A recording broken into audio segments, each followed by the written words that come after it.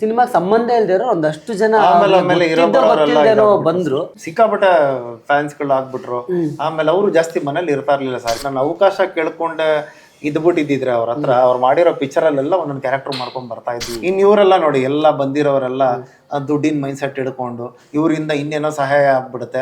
ಇವ್ರನ್ನ ಪರಿಚಯ ಮಾಡ್ಕೊಂಡಿದ ತಕ್ಷಣ ಆಕ್ಚುಲಿ ಯಾವ ಬ್ರ್ಯಾಂಡ್ ಇದೆ, ಎಲ್ಲಿದೆ ಸರ್? ಇದು ಆಕ್ಚುಲಿ ಇದು ಕಾಸಾ ಬ್ಲಾಂಕಾ ಅಂತ ಸರ್. ನಾನು ಕೊಡ್ತೀನಿ ಸರ್, ಬಟ್ ಯಾರ್ಯಾರು ಕೊಡ್ತೀನಿ ಅಂತ ಯಾರ ಹೆಸರು ಹೇಳಲ್ಲ ಸರ್. ಗುರು ಯಾವ್ದೋ ದರ್ಶನ್ ಸರ್ ಒಂದು ಟಿ ಶರ್ಟ್ ಹಾಕಿದ್ರು, ಒಂದು ಚಿಕ್ಕ ಲೋಗೋ ಇದೆ, ಅದ್ ಯಾವ ಬ್ರ್ಯಾಂಡು ಅಂತಾರೆ, ಅದ್ ಯಾರಿಗೂ ಗೊತ್ತಿರಲ್ಲ. ಈಗ YSL ಅಂತ ಇದೆ ಅದ್ರ ಮೇಲೆ, ಅದೇನ್ YSL ಅಂದ್ರೆ ಏನು? ಯುವಿನ್ ಸೈಟ್ ಲಾರೆನ್ಸ್ ಅಂತ ಅಂದ್ಬಿಟ್ಟು ಈಗ ಡೀಸೆಲ್ ಬ್ರ್ಯಾಂಡ್ ಯೂಸ್ ಮಾಡ್ತಾರೆ ದರ್ಶನ್ ಸರ್. ಆ ಡೀಸೆಲ್ ಬ್ರ್ಯಾಂಡ್ ಶೋರೂಮ್ಗೆ ಸುಮ್ನೆ ಹೋಯ್ತು ಅಂದ್ರೆ ಇದು ಟಿ ಶರ್ಟ್ ಎಷ್ಟಾಗುತ್ತೆ, ಏನ್ ಪ್ರೈಸ್ ಅಂತ ಸುಮ್ನೆ ಕೇಳಿದೆ.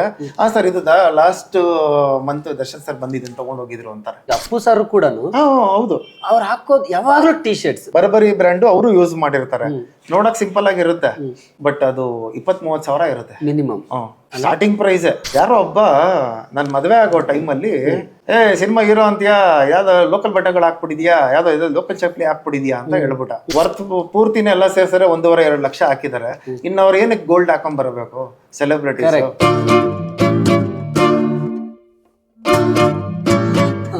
ಕೇಳಿದ್ರಿ ಗೊತ್ತಾ ಪ್ರಶ್ನೆ, ಸರ್ಕಲ್ ಚೇಂಜ್ ಆಯ್ತು ಅಂತ. ಅದ್ ಹೆಂಗಾಯ್ತು ಅವ್ರಿಗೆ ಯಾವಾಗ ಗೊತ್ತಾಯ್ತು, ಎಲ್ಲಾರನು ಕಟ್ ಆಫ್ ಮಾಡ್ಕೊಂಡು ಬಂದು ಆಗೋಯ್ತು. ಬಟ್ ಸಿನಿಮಾಗೆ ಸಂಬಂಧ ಇಲ್ದಿರೋ ಒಂದಷ್ಟು ಜನ ಆಮೇಲೆ ಗೊತ್ತಿದ್ದೋ ಬಂದ್ರು. ಹಂಗ್ ಚೇಂಜ್ ಆಗಿ ಕೊನೆಗೆ ನಾನು ಆಮೇಲೆ ಅದಕ್ಕೆ ಏನ್ ಮಾಡಿದೆ, ಸರಿ ಅನ್ಬಿಟ್ಟು, ಯಾಕಂದ್ರೆ ಅವರು ಸಿಕ್ಕಾಪಟ್ಟೆ ಫ್ಯಾನ್ಸ್ಗಳು ಆಗ್ಬಿಟ್ರು. ಆಮೇಲೆ ಅವರು ಜಾಸ್ತಿ ಮನೇಲಿ ಇರ್ತಾ ಇರ್ಲಿಲ್ಲ ಸರ್. ಇಲ್ಲಿ ಆಡಿಯೋ ಫಂಕ್ಷನ್ ಅಂತೆ, ಇಲ್ಲಿ ಶೂಟಿಂಗ್ ಮುಗಿಸ್ಕೊಳ್ಳೋದು, ಮತ್ತೆ ಅವ್ರ ವರ್ಕೌಟ್, ಆ ಬಿಸಿ ಶೆಡ್ಯೂಲ್ ಅಲ್ಲೇ ಇದಾಗೋದು. ನೀವು ಸಿನಿಮಾ ಮಾಡಿದ್ರಲ್ಲ, ಆ ಟೈಮ್ಗೆ ಅವರು ಟಚ್ ಅಲ್ಲಿ ಇರ್ಲಿಲ್ವಾ? ಸರ್ ಇದ್ರು.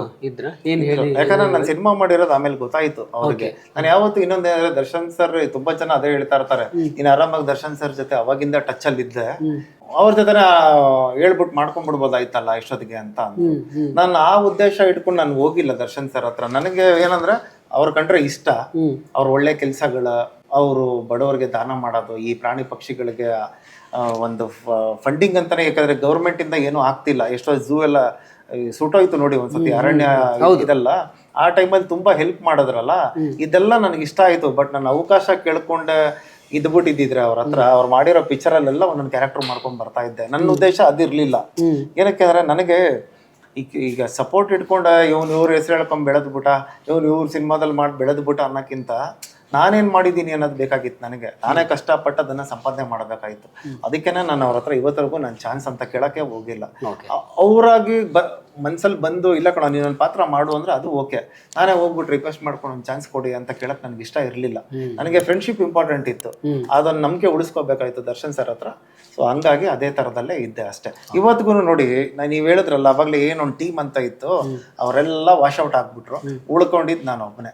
ಅದಕ್ಕೆ ಅವ್ರು ಇವತ್ತಿಗೂ ನಾನು ಎಲ್ಲೇ ಸಿಕ್ಕಿದ್ರು ನಗ್ತಾರೆ, ಒಂದು ಸ್ಮೈಲ್ ಕೊಡ್ತಾರೆ, ಮತ್ತೆ ಆರಾಮನ ಮತ್ತೆ ಇನ್ನೇನೋ ಮಾಡ್ತಾ ಇದ್ದಾರೆ ಸಮಾಚಾರ, ಮತ್ತೆ ಮನೆ ಕಡೆ ಎಲ್ಲ ಚೆನ್ನಾಗಿದಾರ, ಇನ್ನೇನ್ ಮಾಡ್ಕೊಂಡು ಇದಾದ್ರು ಅಟ್ಲೀಸ್ಟ್ ಪ್ರೀತಿ ವಿಶ್ವಾಸದಿಂದ ಮಾತಾಡಿಸ್ತಾರೆ. ಅಷ್ಟೇ ಸಾಕು ನನಗೆ, ಅಷ್ಟೇ. ಇನ್ ಇವರೆಲ್ಲ ನೋಡಿ ಎಲ್ಲ ಬಂದಿರೋರೆಲ್ಲ ದುಡ್ಡಿನ ಮೈಂಡ್ ಸೆಟ್ ಹಿಡ್ಕೊಂಡು ಇವರಿಂದ ಇನ್ನೇನೋ ಸಹಾಯ ಆಗ್ಬಿಡುತ್ತೆ. ಇವ್ರನ್ನ ಪರಿಚಯ ಮಾಡ್ಕೊಂಡಿದ ತಕ್ಷಣ ನಾನು ಆ ಫಂಕ್ಷನ್ಗೆ, ಗಣಪತಿ ಫಂಕ್ಷನ್ಗೆ, ಈ ಅಣ್ಣಮ್ಮ ಫಂಕ್ಷನ್ಗಳಿಗೆ ಕರೆಸ್ಬಿಡ್ಬೋದು ಅನ್ನೋ ಮೈಂಡ್ ಸೆಟ್ ಅಲ್ಲಿ ಇದ್ರು. ಅಂದ್ರೆ ಅವರೆಲ್ಲ ಅಷ್ಟೇ ವಾಶ್ ಔಟ್ ಆದ್ರು. ನಿಮ್ ಬಗ್ಗೆ ಕೇಳುವಾಗ ಕಾಸ್ಟ್ಯೂಮ್ಸ್ ಬಗ್ಗೆ ಬಹಳಷ್ಟು ಕೇಳಿದೀನಿ. ಅಂಜನ್ ಅವರು ತುಂಬಾ ದೊಡ್ಡ ದೊಡ್ಡ ಬ್ರ್ಯಾಂಡ್ ಶರ್ಟ್ಸ್ ಗಳು ಸುಮಾರು ಆರ್ಟಿಸ್ಟ್ ಗಳಿಗೂ ತರಿಸ್ಕೊಟ್ಟಿದ್ದೀರಾ ಅಂತ, ಬಿಗ್ ಬಾಸ್ ಕಂಟೆಸ್ಟೆಂಟ್ಸ್ ಗಳಿಗೂ ಕೊಟ್ಟಿದ್ದೀರಾ ಅಂತ. ನೀವು ಹಾಕಿರೋ ಶರ್ಟ್ ತುಂಬಾ ಚೆನ್ನಾಗಿದೆ. ಯಾವಾಗಲೇ ನಾನು ಬಂದ ತಕ್ಷಣ ನನಗೆ ತುಂಬಾ ಅಟ್ರಾಕ್ಟ್ ಆಗಿದ್ದ ಈ ಶರ್ಟ್. ಆಕ್ಚುಲಿ ಯಾವ ಬ್ರ್ಯಾಂಡ್ ಇದೆ, ಎಲ್ಲಿದೆ ಸರ್? ಇದು ಆಕ್ಚುಲಿ ಇದು ಕಾಸಾ ಬ್ಲಾಂಕಾ ಅಂತ ಸರ್. ಇದು ಇಟಲಿ ಬ್ರ್ಯಾಂಡ್, ಇಟಲಿ ಅಲ್ಲಿ ಫೇಮಸ್. ಸೊ ಇದು ಬಂದು ನಿಮ್ಗೆ ಈ ಬೀಚ್ ವೇರ್ ಮತ್ತೆ ಅದಾದ್ಮೇಲೆ ಈ ಸ್ಪೋರ್ಟ್ಸ್ ವೇರ್ ಗೆ ಇದು ಯೂಸ್ ಮಾಡ್ತಾರೆ ಸರ್. ನೀವು ಆಲ್ಮೋಸ್ಟ್ ಅಲ್ಲಿ ಧೋನಿ, MS ಧೋನಿ ಅವ್ರು ನೋಡ್ಬೋದು, ನೀವು ಜಾಸ್ತಿ ಇದೇ ಬ್ರ್ಯಾಂಡ್ ಯೂಸ್ ಮಾಡ್ತಾರೆ. ಇನ್ನ ಪಾರ್ಟೀಸ್ ಗಳಿಗೆ ಬೀಚ್ ಸೈಡ್ ಹೋಗೋದಕ್ಕೆ ಇದು ಸಖತ್ತಾಗಿ ಕಾಣಿಸುತ್ತೆ ಸರ್. ಒಂಥರ ಮಲ್ಟಿ ಕಲರ್ ಶೇಡ್ಸ್ ಅಲ್ಲಿ ಇದೆ ಇದು. ಇದೆಲ್ಲ ಔಟ್ ಆಫ್ ಕಂಟ್ರಿಯಿಂದ ನಾನು ತರಿಸ್ತಾ ಇದ್ದೀನಿ. ನಮ್ಮ ಆಡಿಯನ್ಸ್ ಗಾಗಿ ಕೇಳ್ತಾ ಇದ್ದೀನಿ, ಇದರ ಬೆಲೆ ಎಷ್ಟಿದೆ ಈ shirt? Sir 32,500 price. Actual price ಈಗ ಕಮ್ಮಿ ಆಗಿದೆ ಸರ್, 16,500 ಆಗಿದೆ ಈಗ. ಇಂಡಸ್ಟ್ರಿ ಅವರು ನಿಮ್ಮ ಕಡೆಯಿಂದ ತರಿಸ್ಕೊಂಡಿದ್ದಾರೆ? ನಾನು ಕೊಡ್ತೀನಿ ಸರ್. ಬಟ್ ಯಾರ್ಯಾರು ಕೊಡ್ತೀನಿ ಅಂತ ಯಾರ ಹೆಸರು ಹೇಳಲ್ಲ. ಬಟ್ ನಾನು ಕೊಡ್ತೀನಿ, ಸೆಲೆಬ್ರಿಟೀಸ್ಗಳಿಗೆಲ್ಲ ಕೊಡ್ತೀನಿ. ಆಮೇಲೆ ಏನ್ ಗೊತ್ತಾ ಸರ್, ಯಾರು ಕಾಸ್ಟ್ಲಿ ಬಟ್ಟೆ ಇವಾಗ ಇಲ್ಲಿರೋರಿಗೆ ಸರ್, ನಮ್ಮ ಬ್ಯಾಂಗ್ಳೂರಲ್ಲಿ ಬಟ್ಟೆಗೆ ಇನ್ವೆಸ್ಟ್ ಮಾಡಕ್ ಇಷ್ಟ ಇಲ್ಲ. ಅದು ಪ್ಯಾಷನ್ ಇರೋರು ಮಾತ್ರ ಇನ್ವೆಸ್ಟ್ಮೆಂಟ್ ಮಾಡ್ತಾರ. ಎಲ್ಲರಿಗೂ ಕ್ರೇಜ್ ಇಲ್ಲ. ಏನೊಂದ್ 500-600 ರೂಪಾಯಿ ಬಟ್ಟೆ ಇದ್ರೆ ಸಾಕು ಅಂತಾರೆ. ಅದು ಬೇರೆ ಇವಾಗ 50 ರೂಪಾಯಿ 25 ರೂಪಾಯಿಗೆ ಒಂದು ಶರ್ಟ್ ಆಗೋಗ್ಬಿಟ್ಟಿದೆಯಲ್ಲ. ಸೊ ಹಂಗಾಗಿ ಅದಕ್ಕೆ ಆ ಬಟ್ಟೆಗೆ ವ್ಯಾಲ್ಯೂನೇ ಇಲ್ಲ. ಸೊ ಅದು ಗೊತ್ತಿರೋರ್ಗ್ ಮಾತ್ರ ಹೇಳ್ಬಿಡ್ತಾರೆ, ಇವ್ನು ಹಾಕಿರೋದು ಬ್ರ್ಯಾಂಡ್ ಅಂತ ಅನ್ಬಿಟ್ಟು ಹೇಳ್ಬಿಡ್ತಾರೆ, ಗೊತ್ತಾಗ್ಬಿಡುತ್ತೆ. ಆಮೇಲೆ ಇಲ್ಲಿರೋರ್ ಮೈಂಡ್ ಸೆಟ್ ಹೆಂಗಾಗ್ಬಿಟ್ಟಿದೆ ಅಂದ್ರೆ, ಓ ಕಾಪಿನಾ, ನೀವ್ ಯಾವ್ದೇ ಹಾಕಿ, ಓ ಇದು ಇನ್ನೊಂದು ಗ್ಲಾಸ್ ಹಾಕಿದ್ರು ಇದು ಕಾಪಿಡಾ ಅಂತ ಕೇಳ್ತಾರೆ. ಯಾಕಂದ್ರೆ ಅವ್ರು ಒರಿಜಿನಲ್ ಹೆಂಗಿರುತ್ತೆ ಅಂತ ಅವರೇ ನೋಡಿರಲ್ಲ. ಈ ಓರಿಯನ್ ಮಾಲು, ಮಂತ್ರಿ ಮಾಲು, ಐನಾಕ್ಸು, 4M ಇಲ್ಲೆಲ್ಲ ಹೋಗಿ ರೀಲ್ಸ್ ಮಾಡ್ಬೋದು, ಫೋಟೋಗಳು ತಕ್ಕೋಬಹುದು. ನೀವು ಅದೇ UBCT ಒಳಗಡೆ ಹೋಗ್ಬಿಟ್ಟು ಯಾವ್ದಾದ್ರು ಒಂದು ಫೋಟೋನ ವಿಡಿಯೋ ಮಾಡ್ಕೊಂಡ್ ಬನ್ನಿ, ಬಿಡಲ್ಲ, ಈಚೆ ಕಳಿಸ್ತಾರೆ. ಆಮೇಲೆ ಔಟ್ ಆಫ್ ಕಂಟ್ರಿಲಿ ಹೆಂಗೆ ಅಂದ್ರೆ, ನೀವು ಶೋರೂಮ್ಗೆ ಹೋಗ್ಬಿಟ್ಟು ಫೋಟೋ ಅಥವಾ ವಿಡಿಯೋ ಯಾವ್ದಾದ್ರು ಬಟ್ಟೆದು ಅದು ಇದು ತೆಗಿತಾ ಇದ್ರೆ, ಈಚೆ ಬರ್ತಾ ಇದ್ದಂಗೆ ಸೆಕ್ಯೂರಿಟಿ ನಿಮ್ಮ ಮೊಬೈಲ್ ಇಸ್ಕೊಂಡು ಅದನ್ನ ಡಿಲೀಟ್ ಮಾಡಿ ಕಳಿಸ್ತಾನೆ. ಇಲ್ಲಾಂದ್ರೆ ಮೊಬೈಲ್ನ ನೀವು ಕೊಟ್ಬಿಟ್ಟು ಶೋರೂಮ್ ಒಳಗಡೆ ಹೋಗ್ಬೇಕು. ಏನಕ್ಕೆ ಅಂತ ಹೇಳಿದ್ರೆ, ಅವರು ಈಗ ಲೂವಿ ವಿಟಾನ್ ಬ್ರ್ಯಾಂಡ್ ಅಂತ ಅನ್ಕೊಳ್ಳಿ, LV, ಅದು ಏನಾದ್ರು ಒಂದು ಲಾಂಚ್ ಮಾಡಿದ್ದಾರೆ, ಒಂದು ಶರ್ಟು ಅಥವಾ ಒಂದು ಜೀನ್ಸ್ ಪ್ಯಾಂಟು ಅಂದ್ರೆ, ಅದು ಆಚೆ ಕಡೆ ಗೊತ್ತಾಗಬಾರ್ದು ಅಂತ. ಆಚೆ ಗೊತ್ತಾದ್ರೂ ಅವ್ನು ಕಾಪಿ ಹೊಡೆಯೋದಕ್ಕೆ ಆ ಪೀಸ್ ಸಿಗ್ಬೇಕಲ್ಲ, ಆ ಬಟ್ಟೆ ಪೀಸು. ನಿಮ್ಗೆ ಸೇಮ್ ಮ್ಯಾಚ್ ಮಾಡ್ತೀನಿ ಅನ್ನೋದಕ್ಕೂ ಆ ಪೀಸ್ ಮೆಟೀರಿಯಲ್ ಸಿಕ್ಕಿಲ್ಲ ಅಂದ್ರೆ ಅವ್ನ ಕಾಪಿ ಎಲ್ಲಿ ಹೊಡಿಯಕ್ ಸಾಧ್ಯ? ಇಲ್ಲಿರೋರ್ ಮೈಂಡ್ ಸೆಟ್ ಹೆಂಗಾಗ್ಬಿಟ್ಟಿದೆ ಅಂದ್ರೆ, ನೀವು ಯಾವ್ದೇ ಅಂಗಡಿಗೆ ಹೋಗಿ ನಮ್ಮ ಬ್ಯಾಂಗ್ಳೂರಲ್ಲಿ, ಸರ್ ಎಷ್ಟು ಸರ್ ಬಟ್ಟೆ ಅಂತ ಕೇಳಿ, ಸರ್ ಇದು 600 ರೂಪಾಯಿ 500 ರೂಪಾಯಿ ಸರ್ ಅಂತಾರೆ. ಹೌದಾ, ಏನು ಒರಿಜಿನಲ್ಲ ಸರ್? ನಾವು ಸರ್ ಒರಿಜಿನಲ್ ಇದು ಅಂತ ಅಂತಾರೆ. ಅದೇ ಇದನ್ನ ಒರಿಜಿನಲ್ ಅಂತ ನೀನ್ ಹೆಂಗ್ ಪ್ರೂವ್ ಮಾಡ್ತೀಯಾ ಅಂತ ನೀವು ಪ್ರೂವ್ ಮಾಡಕ್ ಹೇಳಿ ಅಂಗಡಿ ಅವನಿಗೆ, ಅವನು ಅಯ್ಯೋ ಸರ್ ಬಂದಿದ್ದೀರಲ್ಲ ತಗೊಂಡೋಗ್ಬಿಡಿ ಸರ್ ಅಂತಾನೆ. ಯಾಕಂದ್ರೆ ಅವನ್ಗೆ ಆ ನಾಲೆಡ್ಜ್ ಇರಲ್ಲ. ಕರೆಕ್ಟ್. ಅವ್ನಿಗೇನಂದ್ರೆ ಬಟ್ಟೆ ಸೇಲ್ ಆಗ್ಬೇಕು ಅಷ್ಟೇ. ಬಟ್ ಒಂದು ಬ್ರ್ಯಾಂಡ್ಗೂ ಅದಕ್ಕೆ ಅಂತ ಒಂದು ವ್ಯಾಲ್ಯೂ ಇದೆ ಸರ್. ಈ ರಿಚೆಸ್ಟ್ ಈ ಅನಿಲ್ ಅಂಬಾನಿ, ಮುಖೇಶ್ ಅಂಬಾನಿ, ಈ ಮಿಲೇನಿಯರ್ಸ್ ಬಿಲಿನಿಯರ್ಸ್ ಇರ್ತಾರಲ್ಲ, ಅವರೆಲ್ಲ ಹಾಕೋದು ಬ್ರ್ಯಾಂಡ್ಸ್ಗಳೇ ಎಲ್ಲ ಇಂಟರ್ನ್ಯಾಷನಲ್ ಬ್ರ್ಯಾಂಡ್ಸ್ಗಳೇ ಯೂಸ್ ಮಾಡೋದು. ಎಲ್ಲ first out of country launch ಆಗುತ್ತೆ. ಈ ಚೈನಾ, ಟರ್ಕಿ, ವಿಯೆಟ್ನಾಮ್, ದುಬೈ. ನೀವು ದುಬೈಯಲ್ಲಿ ಸಿಗೋದು ಚೈನಲ್ಲಿ ಸಿಗಲ್ಲ. ನೀವು ದುಬೈಯಲ್ಲಿ ಈಗ LV ಶೋರೂಮ್ ದುಬೈಯಲ್ಲಿ ಇದೆ ಅಂದ್ರೆ, LV ಶೋರೂಮ್ಗೆ ಹೋಗ್ಬಿಟ್ಟು ನೀವು ಪ್ಯಾಂಟ್ ತಗೊಳ್ಳಿ. ನೀವು ಅದೇ ಚೈನಾಗ ಹೋಗ್ಬಿಟ್ಟು LV ಶೋರೂಮ್ಗೆ ಹೋಗಿ ಆ ಪ್ಯಾಂಟ್ ಹುಡುಕಿ ಸಿಗಲ್ಲ. ಏನಕ್ಕೆ ಅಂದ್ರೆ ಇಲ್ಗೂ ಅಲ್ಗೂ ಕಲರ್ ಡಿಫ್ರೆನ್ಸ್ ಇರುತ್ತೆ, ಚೇಂಜಸ್ ಇರುತ್ತೆ. ಆಮೇಲೆ ಆ ಪ್ಯಾಂಟ್ ನೋಡ್ತಾ ಇದ್ದಂಗೆ ಹೇಳ್ಬೋದು, ಇವನು ದುಬೈಯಿಂದಾನೇ ತಂದಿರ್ತಾನೆ ಈ ಪ್ಯಾಂಟ್, ಇವನು ಚೈನಾಗೆ ಹೋಗಿರ್ತಾನೆ, ಚೈನಾಯಿಂದಾನೇ ಇವನು ಆ ಶೋರೂಮ್ ಅಲ್ಲಿ ತಂದಿರ್ತಾನೆ. ಈಗ ಅದಕ್ಕೆ ಎಷ್ಟೋ ಜನ ನನ್ಗೆ ಅದೇ ಕೇಳ್ತಾ ಇರ್ತಾರೆ, ಗುರು ಯಾವ್ದು ದರ್ಶನ್ ಸರ್ ಒಂದು ಶರ್ಟ್ ಹಾಕಿದ್ರು, ಒಂದು ಚಿಕ್ಕ ಲೋಗೋ ಇದೆ, ಅದ್ ಯಾವ ಬ್ರ್ಯಾಂಡು ಅಂತಾರೆ. ಅದ್ ಯಾರಿಗೂ ಗೊತ್ತಿರಲ್ಲ. ಈಗ YSL ಅಂತ ಇದೆ ಅದ್ರ ಮೇಲೆ, ಅದೇನು YSL ಅಂದ್ರೆ ಏನು, ಯುವಿನ್ ಸೈಟ್ ಲಾರೆನ್ಸ್ ಅಂತ ಅಂದ್ಬಿಟ್ಟು ಬ್ರ್ಯಾಂಡ್ ಹೆಸರು, ಅದು ಗೊತ್ತಿಲ್ಲ. ಆಮೇಲೆ SF ಅಂತ ಇರುತ್ತೆ, ಚಿಕ್ಕದಾಗಿ ಒಂದು ಸಿಂಪಲ್ ಲೋಗೋ ಇರುತ್ತೆ, ಅದ್ ಯಾವ ಬ್ರ್ಯಾಂಡ್ ಅಂದ್ರೆ ಯಾರಿಗೂ ಗೊತ್ತಿಲ್ಲ. ಸಾಲ್ವೆಟರ್ ಫೆರಾಗಮೋ ಆ ಬ್ರ್ಯಾಂಡ್ಗಳು ಈಗ ಅಲೆಕ್ಸಾಂಡರ್ ಮ್ಯಾಕ್ವಿನ್ ಯಾರಿಗೂ ಗೊತ್ತೇ ಇಲ್ಲ. ಇಲ್ಲಿ ಶೋರೂಮ್ಗಳೇ ಇಲ್ಲ. ಯೂಶಲ್ ಆಗಿ ಬರ್ಬರಿ ಅಂತ ಎಲ್ಲಾರ್ಗು ಬರ್ಬರಿ ಗೊತ್ತು, ಅದು ಲೋಕಲ್ ಆಗೋಗ್ಬಿಟ್ಟಿದೆ ಇವಾಗ ಬರ್ಬರಿ. ಆ ಬರ್ಬರಿ ಆ ಬ್ರ್ಯಾಂಡ್ ತಗೊಂಬಂದಿದ್ದೆ ದರ್ಶನ್ ಸರ್. ಆ ದರ್ಶನ್ ಸರ್ ಬಟ್ಟೆ ಹಾಕೊಂಡಾದ್ಮೇಲೆ ಆ ಬರ್ಬರಿ ಶೋರೂಮ್ಗೆ ಒಂದು ಹೆಸರಾಗೋಯ್ತು. ಈಗ ಡೀಸೆಲ್ ಬ್ರ್ಯಾಂಡ್ ಯೂಸ್ ಮಾಡ್ತಾರೆ ದರ್ಶನ್ ಸರ್. ಆ ಡೀಸೆಲ್ ಬ್ರ್ಯಾಂಡ್ ಶೋರೂಮ್ಗೆ ಸುಮ್ನೆ ಹೋಯ್ತು ಅಂದ್ರೆ ಅವ್ರು ಅದೇ ಹೇಳಿದ್ರು, ಇದು ಟಿ ಶರ್ಟ್ ಎಷ್ಟಾಗತ್ತೆ, ಏನ್ ಪ್ರೈಸ್ ಅಂತ ಸುಮ್ನೆ ಕೇಳಿದೆ. ಸರ್ ಇದು ಲಾಸ್ಟ್ ಮಂತ್ ದರ್ಶನ್ ಸರ್ ಬಂದಿದ್ದೀನಿ ತಗೊಂಡ್ ಹೋಗಿದ್ರು ಅಂತಾರೆ. ಹಂಗೆ ಅದಕ್ಕೆ ಇಲ್ಲೂ ಬಂದಿದ್ರ ಅಂತ ಅನ್ಕೊಂಡು. ಅಂದ್ರೆ ಕೆಲವ್ರನ್ನ UBCT ಮಾಲ್ ಅಲ್ಲಿ ತಗೋತಾರೆ, ಇನ್ ಕೆಲವ್ರನ್ನ ಔಟ್ ಆಫ್ ಕಂಟ್ರಿ ಎಲ್ಲಾದ್ರೂ ಸಾಂಗ್ ಶೂಟಿಂಗ್ ಏನಾದ್ರು ಹೋಯ್ತು ಅಂದಾಗ ಪರ್ಚೇಸಿಂಗ್ ಅಂತಾನೆ ತಗೊಂಡ್ ಬಂದಿರ್ತಾರೆ. ಅವ್ರು ತಂದು 6 ತಿಂಗಳು 1 ವರ್ಷ ಆದ್ಮೇಲೆ ಅವ್ರು ಯಾವ್ದೋ ಒಂದು ಫಂಕ್ಷನ್ ಅಲ್ಲಿ ಬಟ್ಟೆ ಹಾಕಿರ್ತಾರೆ. ಅವಾಗ ಅವ್ರ ಫ್ಯಾನ್ಸ್ ಗಳೆಲ್ಲ ಏನ್ ಮಾಡ್ತಾರೆ, ಆ ಟೈಮಲ್ಲಿ ಹುಡ್ಕಕ್ ಹೋಗ್ತಾರೆ, ಇದು ಯಾವ್ದೋ ನಮ್ಮ ಬಾಸ್ ಒಂದು ಟಿ ಶರ್ಟ್ ಹಾಕಿದ್ರು ಅಥವಾ ಒಂದು ಚಪ್ಪಲ್ ಅಥವಾ ಒಂದು ಶರ್ಟ್ಸ್ ಹಾಕಿದ್ರು ಅಂತ. ಆ ಟೈಮಲ್ಲಿ ಸಿಗಲ್ಲ. ಅಲ್ಲಿ ಆನ್ಲೈನ್ ಅಲ್ಲಿ ಚೆಕ್ ಮಾಡ್ತಾರೆ, ಔಟ್ ಆಫ್ ಸ್ಟಾಕ್ ಅಂತ ತೋರಿಸಿರುತ್ತೆ. ಯಾಕೆ ಔಟ್ ಆಫ್ ಸ್ಟಾಕ್ ಅಂದ್ರೆ ಅದು ಆಲ್ರೆಡಿ ಓಲ್ಡ್ ಆರ್ಟಿಕಲ್ ಅಂತ, ಅದಕ್ಕೆ ಅಲ್ಲಿ ಔಟ್ ಆಫ್ ಸ್ಟಾಕ್ ಇರಲ್ಲ. ಆಮೇಲೆ ಬ್ರ್ಯಾಂಡ್ಸ್ ಅಲ್ಲಿ ನಿಮ್ಗೆ S, M, L, XL, XXL ಬರಲ್ಲ. ಕೆಲವುದು ಬರುತ್ತೆ, ಇನ್ ಕೆಲವ್ದು 2 ಪೀಸ್ ಮಾತ್ರ ಮ್ಯಾನುಫ್ಯಾಕ್ಚರ್ ಮಾಡಿರ್ತಾರೆ. ಆ 2 ಪೀಸ್ ಯಾರಿಗೆ ಸಿಗುತ್ತೋ ಅವನೇ ಅದೃಷ್ಟ. ಎಕ್ಸ್ಕ್ಲೂಸಿವಿಟಿ 2 ಪೀಸ್ ದೊಡ್ಡ ಬ್ರ್ಯಾಂಡ್. ಆಮೇಲೆ ಆ 2 ಪೀಸ್ ಮೂವ್ ಆಗ್ಲಿಲ್ಲ ಅಂದ್ರೆ ಡಿಸ್ಕೌಂಟ್ ಮಾಡ್ಬಿಡ್ತಾರೆ, 50% ಇಳಿಸ್ಬಿಡ್ತಾರೆ ರೇಟ್. ಅಟ್ಲೀಸ್ಟ್ ಹಿಂಗಾದ್ರೂ ಸೇಲ್ ಆಗಿದ ತಕ್ಷಣ ನೆಕ್ಸ್ಟ್ ಅದೇ ಕಲರ್ ಅಲ್ಲಿ ಒಂಚೂರು ಕಾಂಬಿನೇಷನ್, ಬೇರೆ ಕಲರ್ ಕಾಂಬಿನೇಷನ್ ಮಾಡಿರ್ತಾರೆ. ಹಂಗೆ ಬ್ರ್ಯಾಂಡ್ ಹಾಕೋರಿಗೆ ಮಾತ್ರ ಅದು ಗೊತ್ತಾಗುತ್ತೆ. ನೀವು ಹೇಳ್ದಂಗೆ ನಾವಿಲ್ಲೆಲ್ಲ ಏನೋ ಫ್ಯಾಕ್ಟ್ರಿಗಳಲ್ಲಿ ಸಾವಿರಾರು ಪೀಸ್ಗಳು ಮ್ಯಾನುಫ್ಯಾಕ್ಚರ್ ಆಗುತ್ತೆ ಅಂತ ಅನ್ಕೊಳ್ತೀವಿ. ಬ್ರ್ಯಾಂಡ್ಸ್ಗಳು ಹೇಗಾಗತ್ತೆ ಅಂತ 1, 2 ಪೀಸ್ 5 ಪೀಸ್ ಅಂತ ನೀವು ಈಗ ಲೆನಿನ್ ಫ್ಯಾಬ್ರಿಕ್ ಇದೆ, ಚೈನಾ ಮೆಟೀರಿಯಲ್ ಅಂತಾರೆ, ಈಗ ಚೈನಾ ಇಂಪೋರ್ಟೆಡ್ ಅಂತಾರೆ. ಡಿಸೈನರ್ ವೇರ್ ಬೇರೆ, ಪಾರ್ಟಿ ವೇರ್ ಡ್ರೆಸ್ಸಸ್ಗಳು ಬೇರೆ, ಬೀಚ್ ವೇರ್ ಡ್ರೆಸ್ಸಸ್ ಬೇರೆ. ಸೊ ಸಿನಿಮಾದವ್ರಿಗೆ ಗೊತ್ತು ಯಾವ ಬಟ್ಟೆ ಹಾಕಿದ್ರೆ ನಾನು ಹೈಲೈಟ್ ಆಗ್ತೀನಿ ಈ ಫಂಕ್ಷನ್ಗೆ ಹೋದ್ರೆ ಅಥವಾ ಈ ಸ್ಟೇಜ್ ಮೇಲೆ ಹೋದ್ರೆ ಅಂತ. ಅದಕ್ಕೆ ಅವರು ಆ ಫಂಕ್ಷನ್ಗಳನ್ನ ನೋಡ್ಕೊಂಡು ಅವ್ರು ಅದ್ರ ವ್ಯಾಲ್ಯೂ ತಕ್ಕಂಗೆ ಬಟ್ಟೆಗಳು ಹಾಕೊಂಡ್ ಬಂದಿರ್ತಾರೆ. ಇದು ಗೊತ್ತಾಗಲ್ಲ. ಕೆಲವು ಸತಿ ಸಿಂಪಲ್ ಆಗ ಬಟ್ಟೆ ವೇರ್ ಮಾಡಿರ್ತಾರೆ. ಈಗ ನನ್ಗೆ ಆ ಬ್ರಾಂಡ್ಸ್ ಬಗ್ಗೆ ಗೊತ್ತು, ನಾನು ಹೇಳ್ಬಿಡ್ತೀನಿ.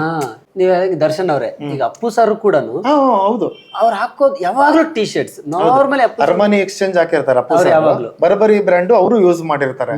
ನೋಡಕ್ ಸಿಂಪಲ್ ಆಗಿರುತ್ತೆ, ಬಟ್ ಅದು 20-30 ಸಾವಿರ ಇರುತ್ತೆ ಮಿನಿಮಮ್ ಸ್ಟಾರ್ಟಿಂಗ್ ಪ್ರೈಸ್.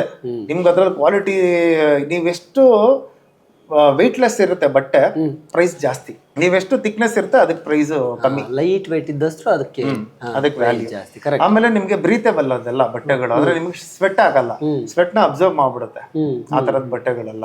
ಇದೆಲ್ಲ ನಿಮ್ಗೆ ಹೆಂಗೆ ಆಸಕ್ತಿ ಇದ್ರ ಬಗ್ಗೆ? ಸರ್, ಇದು ಯಾರೋ ಒಬ್ಬ ನನ್ ಮದ್ವೆ ಆಗೋ ಟೈಮಲ್ಲಿ ಸಿನಿಮಾ ಹೀರೋ ಅಂತೀಯಾ, ಯಾವ್ದೋ ಲೋಕಲ್ ಬಟ್ಟೆಗಳು ಹಾಕ್ಬಿಟ್ಟಿದ್ಯಾ, ಯಾವ್ದೋ ಇದು ಲೋಕಲ್ ಚಪ್ಲಿ ಹಾಕ್ಬಿಟ್ಟಿದ್ಯಾ ಅಂತ ಹೇಳ್ಬಿಟ್ಟ. ನಾನು ಅದಕ್ಕೆ ನಮ್ ವೈಫ್ ಅವರು ಮದ್ವೆ ಆಗೋ ಹುಡುಗಿ ಅಂತ ಅಂದೆ. ಅದಕ್ಕೆ ಸಾರಿ ಗುರು ಗೊತ್ತಾಗ್ಲಿಲ್ಲ, ನೀನು ಯಾರು ಇರ್ತಾರೆ ಬಿಡ್ತಾರೆ ಅದನ್ನ ನೋಡ್ಕೊಂಡು ಮಾತಾಡಬೇಕು ತಾನೆ, ನನ್ಗೇನ್ ಗೊತ್ತು ಅದ್ರ ಬಗ್ಗೆ ಅಂತ ಕೇಳಿದೆ. ಯಾವಾಗ ಲಾಕ್ಡೌನ್ ಮುಂಚೆ, ನಂಗೇನು ಗೊತ್ತಿರ್ಲಿಲ್ಲ ಸರ್. ಲಾಕ್ ಡೌನ್ ಆಯ್ತಲ್ಲ ಆ 2 ವರ್ಷ, ಆ 2 ವರ್ಷದಲ್ಲಿ ನಾನು ಚೆನ್ನಾಗಿ ತಿಳ್ಕೊಂಡ್ಬಿಟ್ಟೆ ಅದ್ರ ಬಗ್ಗೆ.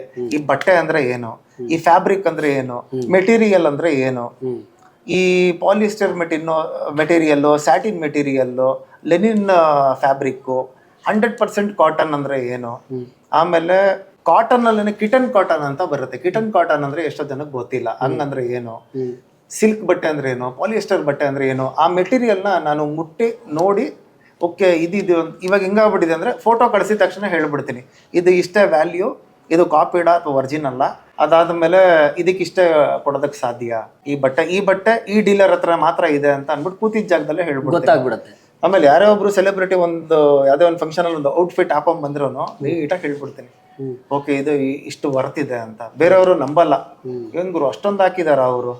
ಕೆಲವರಿಗೆ ಚಿನ್ನ ಹಾಕೊಳಕ್ ಇಷ್ಟ, ಮೈ ಮೇಲೆ ಪೂರ್ತಿ ಚಿನ್ನ ಹಾಕಿರ್ತಾರೆ, ಸ್ಟೆಪ್ ಬೈ ಸ್ಟೆಪ್ ತೋರಿಸ್ಕೋಬೇಕು ಅಂತ. ಅದೆಲ್ಲ ಒರಿಜಿನಲ್ ಇರಲ್ಲ, ಕೆಲವರು ರೋಲ್ ಗೋಲ್ಡ್ ಇರುತ್ತೆ, ಇಲ್ಲ ಸಿಲ್ವರ್ ಗೆ ಗೋಲ್ಡ್ ಕೋಟ್ ಮಾಡಿರ್ತಾರೆ, ಈ ತರದೆಲ್ಲ. ಬಟ್ ನಾನ್ ನೀಟಾಗಿ ಹೇಳ್ಬಿಡ್ತೀನಿ, ಇಲ್ಲ ಇದು ಒರಿಜಿನಲ್, ಶೋರೂಮ್ ಇಂದ ತರಿಸಿದ್ದಾರೆ ಇದನ್ನ ಪಕ್ಕ, ಇಲ್ಲಾಂದ್ರೆ ಯಾರೋ ಗಿಫ್ಟ್ ಕೊಟ್ಟಿರ್ತಾರೆ ಅಂತಾನೆ ಹೇಳ್ಬಿಡ್ತೀನಿ. ಅವ್ರು ಹಾಕಿರೋ ಚಪ್ಪಲಿ ವರ್ತ್ ಪೂರ್ತಿನ ಎಲ್ಲ ಸೇರ್ಸರೆ 1.5-2 ಲಕ್ಷ ಹಾಕಿದ್ದಾರೆ. ಇನ್ನು ಅವ್ರು ಏನಕ್ಕೆ ಗೋಲ್ಡ್ ಹಾಕೊಂಡ್ ಬರಬೇಕು ಸೆಲೆಬ್ರಿಟಿ? ಅದಕ್ಕೆ ನೋಡಿ ಅವ್ರು ಜಾಸ್ತಿ ವೇರ್ ಮಾಡಲ್ಲ ಗೋಲ್ಡ್, ಸಿಂಗಲ್ ಅನ್ನೇ ಟಾಂಗ್. ನಾವು ಟಾಪ್ ಹೀರೋಸ್ ಅಂತ ಯಾರನ್ನ ಹೇಳ್ತೀವಿ, ನಾನು ಅವಾಗಲೇ ಹೇಳಿದೆ ಅಪ್ಪು ಸರ್ನೇ ತಗೊಳ್ಳಿ, ದರ್ಶನ್ ಅವ್ರನ್ನೂ ತಗೊಳ್ಳಿ, ಅವರೆಲ್ಲ ತುಂಬಾ ಸಿಂಪಲ್ ಶರ್ಟ್, ಟಿ ಶರ್ಟ್ಸ್, ಒಂದ್ ಜೀನ್ಸ್ ಪ್ಯಾಂಟ್ ಹಾಕ್ತಾ ಇದ್ರು. ಬಟ್ ಅದ್ ತುಂಬಾ ಕ್ವಾಲಿಟಿ ಬ್ರ್ಯಾಂಡ್ಸ್ ನ ಅವರು ಪ್ರಿಫರ್ ಮಾಡ್ತಾರಲ್ವಾ? ಹೌದೌದು. ಏನಕ್ಕೆ ಅಂದ್ರೆ ಸರ್ ಅವ್ರ ವ್ಯಕ್ತಿತ್ವ ಅದನ್ನ ತೋರಿಸ್ಕೊಡುತ್ತೆ ಸರ್. ಯಾಕಂದ್ರೆ ಅವ್ರು ಅದೇ ತರನೇ ಇದ್ರೇನೆ ಅದಕ್ಕೊಂದು ವ್ಯಾಲ್ಯೂ. ನಾರ್ಮಲ್ ಆಗು ಹಾಕ್ತಾರೆ. ಈಗ ನೋಡಿ ದರ್ಶನ್ ಸರ್ ಈಗ ತೋಟದ ಕೆಲಸ ಮಾಡ್ಬೇಕಂದ್ರೆ 100 ರೂಪಾಯಿದು 500-300 ರೂಪಾಯಿದು ಹಾಕಿರ್ತಾರೆ. ಅದು ಆ ಕೆಲಸ ಮಾಡೋ ಟೈಮಲ್ಲಿ ಹಂಗೆ ಎಲ್ಲಿ ತೋರಿಸ್ಬೇಕೋ ಅಲ್ಲಿ ತೋರಿಸ್ಬಿಡ್ತಾರೆ. ಅವಾಗ ಬ್ರ್ಯಾಂಡ್ ಅಕೌಂಟ್ ಅಲ್ಲಿ ಮಣ್ಣು ಎತ್ಕೊಂಡು ಕೂರಕ್ಕಾಗಲ್ಲ. ಅದಕ್ಕೆ ಅವ್ರು ಒಂದು ಇಂಟರ್ವ್ಯೂ ಹೇಳಿದಾರೆ ನೋಡಿ, ಬರ್ತೀಯಾ ಬಾ, ನೀನು ಇಲ್ಲ ಗುರು ನನ್ನ ಆಟಿಟ್ಯೂಡ್ ತೋರಿಸ್ತೀನಿ ಅಂತ ಹೇಳಿದ್ರೆ ನಾನು ನಿಮ್ಮ ಅಪ್ಪನಂಗೆ ಆಟಿಟ್ಯೂಡ್ ತೋರಿಸ್ತೀನಿ ಅಂತ ಹೇಳಿದಾರಲ್ಲ ಇಂಟರ್ವ್ಯೂಲಿ, ಅದಕ್ಕೇನೆ. ಅದು ಎಲ್ಲಿ ಯಾರ ಹತ್ರ ತೋರಿಸ್ಬೇಕು ಅವ್ರ ಹತ್ರ ಮಾತ್ರ ಇರ್ತಾರೆ. ಇಲ್ಲಾಂದ್ರೆ ಎಲ್ಲರೂ ನಾರ್ಮಲ್ ಆಗಿದ್ರೆ, ಸಿಂಪಲ್ ಆಗಿದ್ರೆ ಎಲ್ಲರ ಜೊತೆ ಸಿಂಪಲ್ ಆಗಿರ್ತಾರೆ. ನಾನು ಬಟ್ಟೆ ಆ ಕಾಸ್ಟ್ಲಿನೇ ಹಾಕೊಂಡ್ ಬಂದಿದ್ದೀನಿ ಅಂತ ಅದನ್ನ ಹೇಳಕ್ ಹೋಗಲ್ಲ.